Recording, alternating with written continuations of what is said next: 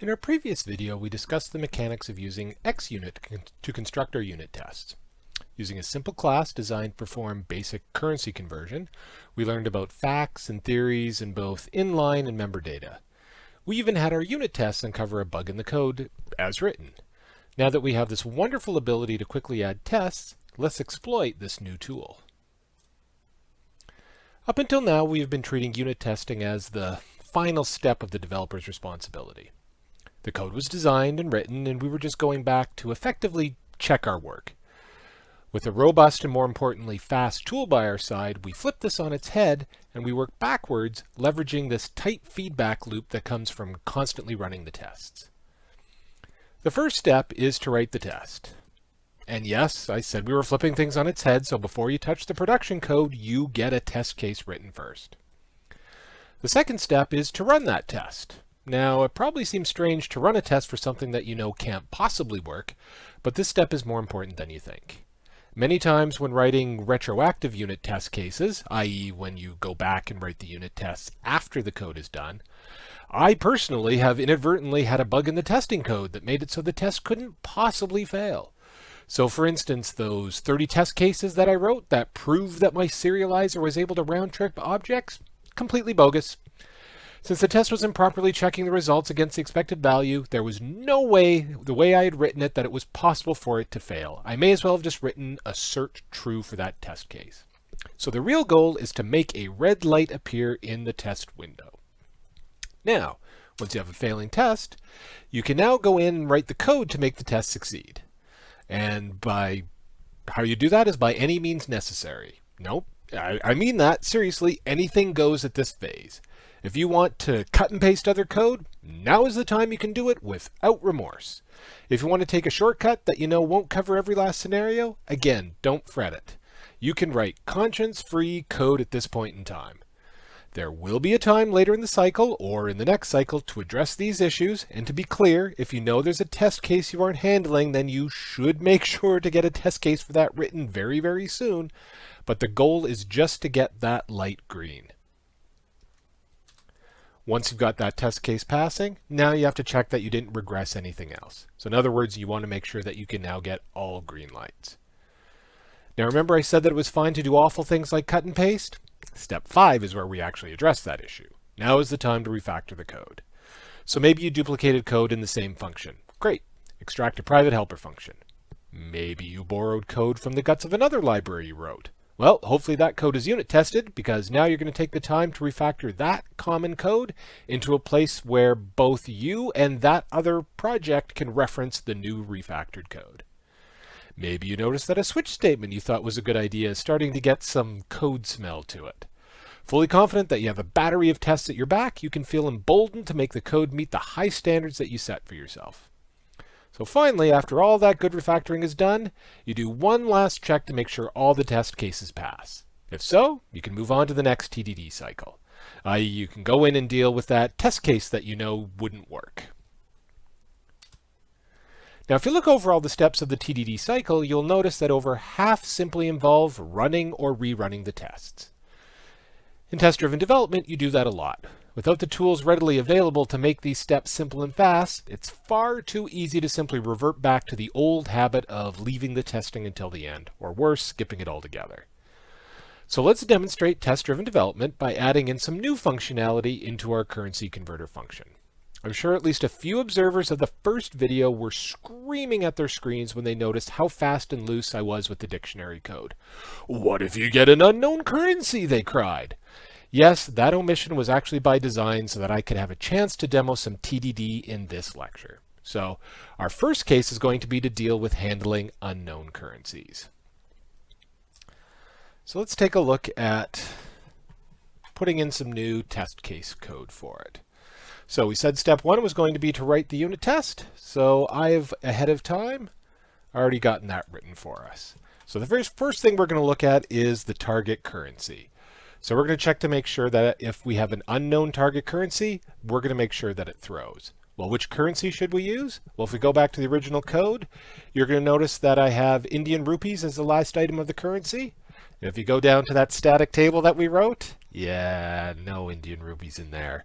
So that's going to be one of the cases that we said should fail. So that's what our test case is going to be. Our source currency is going to be US dollars. We're going to try and convert some amount of dollars to Indian rupees. So now that we have the test case there, we can go ahead and run that. So before I go on, I'm going to very, very quickly point out one other thing that you can do in xUnit, and that's that you can actually validate that a function that you call throws. And specifically, you can put in as the generic parameter what the particular type of exception is going to be. So you may not have the ability to be able to decide what this is going to be. This may have already been decided by, say, one of your architects. But for the purposes of this, I'm going to say that it's been decided that the not supported exception is going to be what we're going to be looking for when we run this particular function. And after the assert.throws, we can actually capture that exception, and we can actually do more to check to make sure that it actually has the properties that we're looking for in that. So for instance, we could look to make sure that we actually have the word target in there instead of, oop, we accidentally messed up sources and targets. So we're going to put that as one extra criteria that we're going to have on this particular test case. So now that we have this in place, it's time for us to go ahead and we want to be able to run the test. So let's go ahead and do that. So let's run that. Goes ahead, we build, and yes, we see that it's an error. Now what's interesting is if you take a closer look at it, you're going to see it actually is throwing an error. It's just not the one that we were expecting. We wanted a not supported exception. What we actually are getting is a key not found dictionary-based exception. So we can see that we're getting a leaking of the details of our implementation, and we definitely don't want that. So now's the time to go in and fix the code so that we give a proper exception for what we're looking for. So now we go into our currency converter, and now we can go in here, and then we can replace the code here that deals with generating the rate rather for the target currency. We can go ahead and put in this code that will actually check to see if it was in the dictionary. So, and if it isn't in there, then we're going to throw specifically the not supported exception with the target currency unsupported. Now, I know you're probably wondering why I'm only looking after this one dictionary call, because right up above you're going, you just skipped right over the source. Well, that's the point of test-driven design. The goal for us is just to be able to get that one light green. We can deal with the source in the future test, and we will, I promise you, we will come back to that. So now that we have that there, we can go ahead and we can run our one test, and we see that the test ended up passing. So now we have to make sure that we didn't break anything else, so we go ahead and we rerun all the unit tests, and we can see all unit tests that pass. So now we can move on to the refactor phase. So if we take a closer look at what we have there, there's nothing horrible about what we have. I don't really feel there's much change I want to make yet. I can kind of see where there's going to be a change in a few moments' time. But for now, this is exactly the way I'd want it, and this isn't going to be duplicated somewhere else. So at this point in time, we can thumbs up, move on, say step 5 is fine. And since there was no refactoring, that means there's no additional check that your refactoring didn't break anything. So let's circle back around now and be able to deal with the other case that we said of what happens when the source currency is invalid. So let's go ahead and throw in that unit test case. So now we have that. We wait for it to get picked up. And now we're going to run that one particular test. So we run that, and we can see that it fails as well. So, and again, it's going to be failing the same way with the generic key not found exception. So now we go ahead, and now we're just going to go, well, I said we can do conscience-free coding here, so let's go ahead and put that in there. Let's quickly copy and paste some code. We go, yeah, here's our copy pasted code. Let's go paste it in, blah, blah. Yes, we've got our USD source exchange, source currency unsupported. So, yep, everything looks fine. So we go ahead and we rerun our test. So we run it, and we see that the test passes. So now all that's left is to prove that all the rest of the test cases pass, and then we can move on to refactoring. So this should be trivial, and oh, what did we do? Oh no, oh, what have I done? How did this happen? Oh, well, look at that. Source currency unsupported. Well, it's definitely that new code I wrote. Okay, let's take a look at what we did. And again, in the haste for the code that was written for the copying and pasting, oh, Oops, target currency, target currency. Oh, that should have been, source currency. Okay, put that one in there. All right, paste it in. Now we check to make sure we didn't break anything. All right, do these turn? Yeah. Oh, no, wait, what? Oh, no, we still don't have it right. Okay, we go back, take the source currency, and the, okay, oh, should have a not there. There we go, not, yeah, so if it's not in there, then we're gonna, okay, got it. All right. So yes, now we have the code as designed. And yes, I did that little thing there just to demonstrate that that step is vitally important to be able to do that. But at least we've gotten ourselves back to where we wanted to get. We have all the unit tests saying that everything passed, so now we can move on to step 5 where we get to do the refactoring phase. So if we go back here, now we can definitely see that we have an example of code duplication. Literally because I copy and pasted the code and just very deliberately did a horrible job with it. But now we might say, well, this is something I want to refactor. I don't want to have this duplicated here. I want to refactor out something into a helper method that's going to allow me to only have this code written once.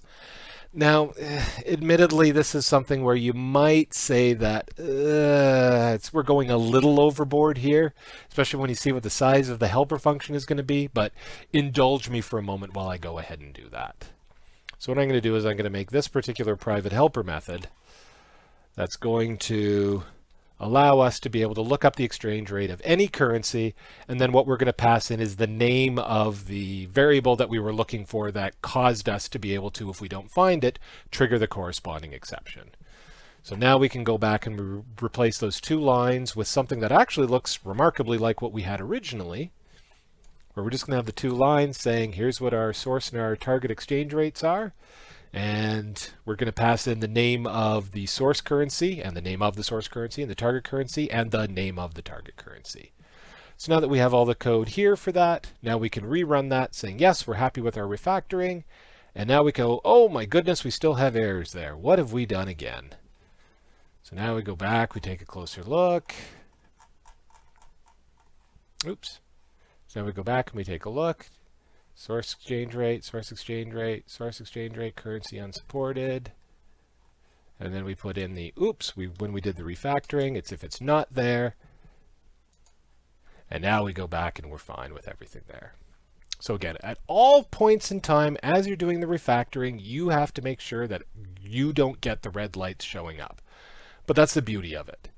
We have this backup here at all times, being able to validate that we don't do dumb things. And the nice thing is, this stuff is going to be here 3 weeks from now.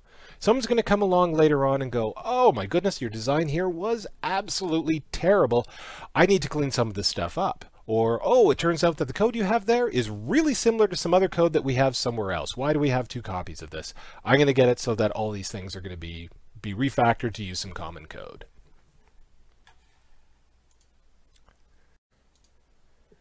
So the final thing we're going to look at, it deals with the question of how much testing is enough.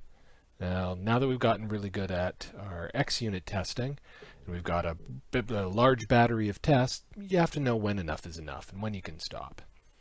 So with many tool chains, you have the ability to do what's called code coverage analysis. Here you end up using the exact same tools that are running your unit test, but this time it's going to be tracking which code paths have been executed over all the tests that have been run. And at the end, it can give you a summary of where you might have some gaps. Now, what's nice about something like this is it doesn't take that much longer to run than your normal test execution, so the cost for doing something like this is minimal. So imagine, if you will, back when we were writing the code to handle the target currency being unavailable. Well, perhaps at that point in time, we may have decided to follow through with the instinct to fix both the target and the source currency right away. But then after all the hoopla of all the tests blowing up with all the code that was written there, we may have forgotten at the very end to add in that test case for the source. Well, a code coverage tool could potentially run over that and be able to say, hey, I've noticed when all the code that was executed for all the tests, this line of code here was not executed in any of the tests. And it's going to flag that.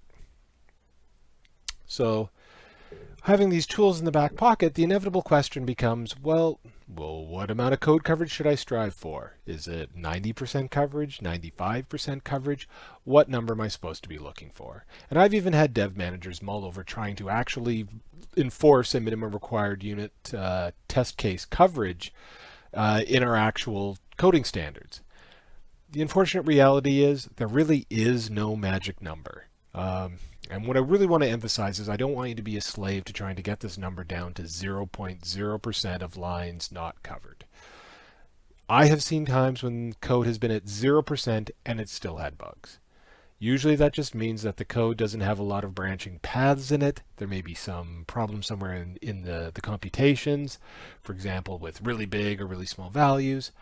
And it was just a case of the code wasn't actually being tested properly for that.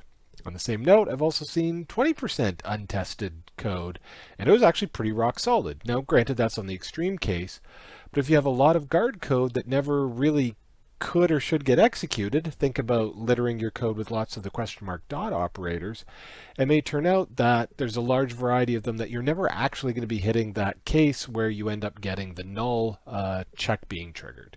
And this is where you get to the art of computer programming, where you're going to have to develop a bit of a feel for it.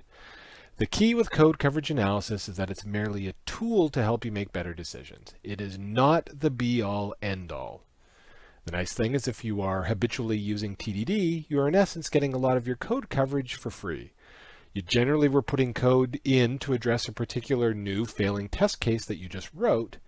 Now, granted, refactoring can make it so that your test coverage may regress, which is why it's nice to have these tools as another data point to give you confidence in your change. But that's just it. It's there to help you, not to, rule over you.